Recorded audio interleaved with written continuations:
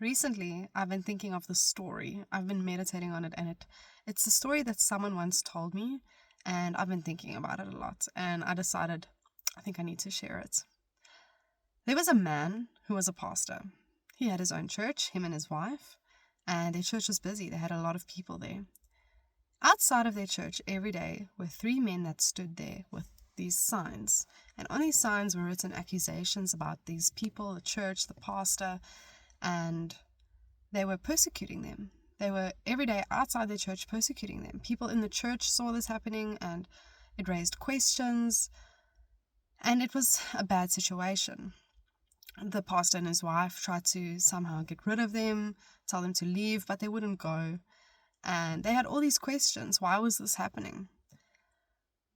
And then one day, the pastor found himself, I think it was in a dream, where he was in this room and the Lord was there, and it was like a heavenly room.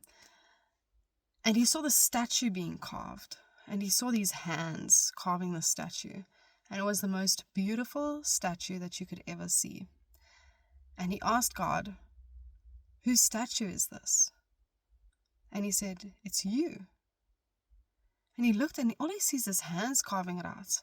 And he asked the Lord, "Who's carving it out?" And him and his wife always used to call these three men the three Stooges. And when he asked the Lord who's carving it out, the Lord told him the three Stooges. Sometimes the very people that we think shouldn't be in our lives, that God doesn't remove, that stays there, that hurts us, are the very people that carry the lesson we need to learn for our next season. And I just wanted to share that.